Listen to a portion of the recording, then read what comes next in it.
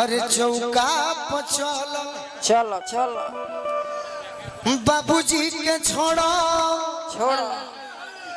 हाथ पियवा के धोलो धोलो धोलो तनी हमारो के बनई है मनोज भैया हो तबे करारी जनी अब कराओ इंतजार हो तहार लाइन में बाकी हम गा के कहो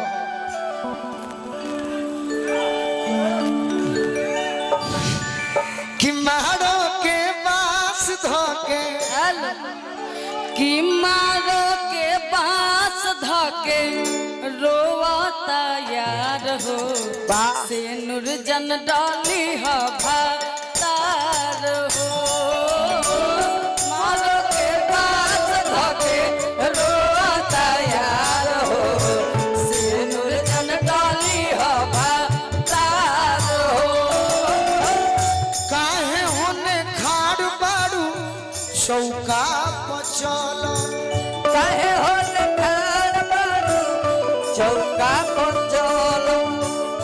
बाबूजी के छोड़ा हाथ पियावा के धोलो बाबूजी के छोड़ो हाथ पियवा के धोलो हो तबे करारी जनी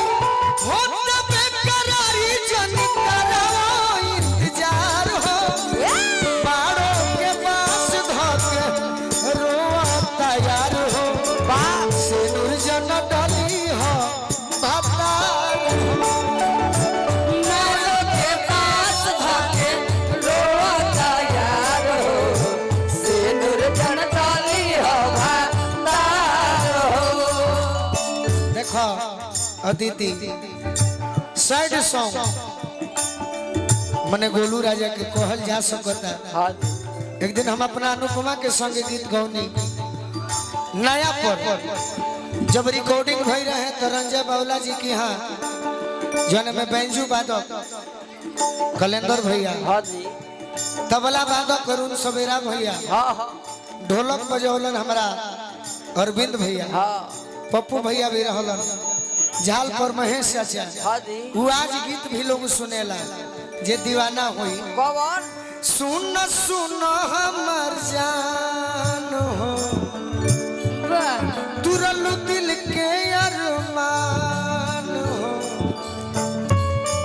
सुन सुन हमर जान तुरल दिल के अरमान पियावा मिलल पर से हमके चिन्हबू कि ना एगो बात पूछत नहीं शादी बात हमारा के जनबू की ना पहले नियन जान कह के मरबू की ना। शादी बात हमारा के जनबू की ना पहिले जैसन जान कहि के जनबू की ना अगर ना मनबू हां तो नोखा बाबा पैसा दिले बड़े हां जी 500 में वीआईपी जहर खा के मर जाए सही बात बाकी जानो तनी के मनबू हां याद कर काहे काहे पूछो तनी तोर बियाह हो गेल त हमरा का दिक्कत बा कुछ ना कितना जानी के हो जाए सही बात बाकी याद करो उस दिन को किस दिन को जिस बगियों में तुमसे मिला था मिला था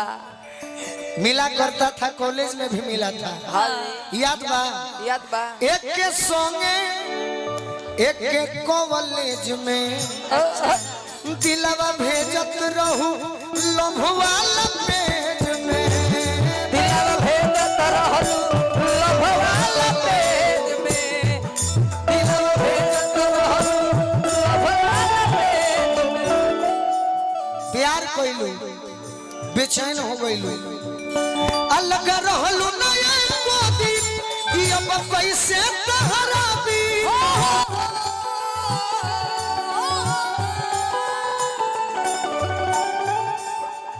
एगो बात बताओ जुदा हो के हमरा से छछनबू कि ना ऐसे मत कहे जान दिल शादी बात हमारा के जनबू की ना